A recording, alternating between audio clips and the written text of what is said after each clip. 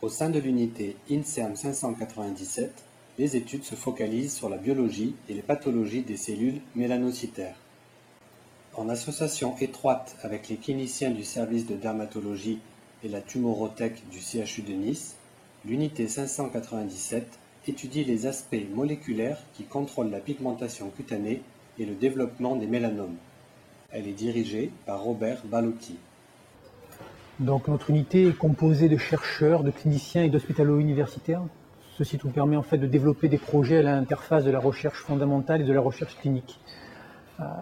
Depuis 10 ans, en fait, nous concentrons tous nos efforts sur l'étude des aspects physiopathologiques associés aux mélanocytes. Ces cellules qu'on retrouve dans l'épiderme sont responsables de la synthèse des pigments mélaniques, qui sont responsables de la couleur de la peau. Au-delà du rôle esthétique de ces pigments, la pigmentation cutanée joue aussi un rôle fondamental protecteur contre les effets cancérigènes de la lumière du soleil, en particulier des rayonnements ultraviolets. Et en fait, il faut savoir aussi que les cancers cutanés sont parmi les cancers qui ont le plus augmenté lors de ces 20 dernières années.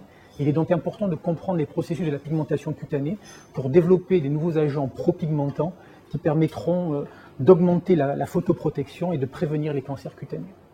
Le deuxième axe de recherche que nous développons concerne l'étude du mélanome. Le mélanome est responsable de 80% des décès par cancer cutané. Et il faut savoir que les traitements du mélanome au stade métastatique est assez inefficace. Donc nous essayons de développer des projets pour trouver des nouvelles cascades moléculaires qui pourront être des cibles pour des nouveaux traitements anti-mélanome. Les projets de recherche de mon équipe ont pour but d'identifier dans les cellules de mélanome des mécanismes impliqués dans le contrôle de l'apoptose, qui est un processus de mort majeur dans l'élimination des cellules tumorales. MITF est un facteur de transcription spécifiquement exprimé dans les cellules mélanocytaires. Nous avons récemment montré qu'un fragment de MITF est capable de tuer les mélanomes. Notre projet maintenant a pour but de développer des peptides synthétiques qui vont mimer les effets pro-apoptotiques de ce fragment. Et ces peptides pourraient ainsi être utilisés dans le cadre d'une nouvelle stratégie thérapeutique anti-mélanome. Le projet que nous développons actuellement concerne l'implication du récepteur nucléaire PIPA-gamma dans le développement du mélanome. Ainsi, nous avons mis en évidence une augmentation de l'expression de PIPA-gamma au cours de la progression tumorale, d'une part, et d'autre part, nous avons mis en évidence que le traitement de mélanome par des agonistes de PIPA-gamma entraînait leur mort par apoptose. Ces ligands de PIPA-gamma indiqués aujourd'hui dans le traitement du diabète de type 2 pourront être utilisés à terme dans l'amélioration du traitement du mélanome. L'étude de pathologies pigmentaires telles que le syndrome de Griscelli a permis de montrer le rôle de la protéine RAP27 dans le transport de mélanosomes à l'intérieur des mélanocytes. Par ailleurs, pour identifier les mécanismes moléculaires impliqués dans la régulation de la pigmentation cutanée par la lumière solaire, nous avons irradié des volontaires simples, puis pratiqué des biopsies cutanées en peau irradiée et non irradiée.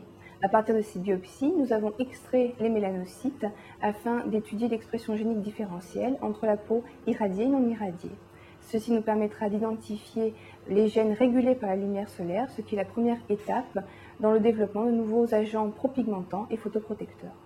Pour résumer la philosophie de notre approche de la recherche, je dirais que nous créons des projets de recherche pour créer de la connaissance qui pourra être utilisée par nos collègues cliniciens pour améliorer le traitement des mélanomes et les stratégies de photoprotection. Par ailleurs, je dirais que nos travaux sur l'étude des processus fondamentaux de la pigmentation cutanée nous ont permis de découvrir de nouveaux agents qui inhibent la synthèse des pigments. Ceci intéresse fortement l'industrie cosmétique pour le développement de nouveaux agents dépigmentants.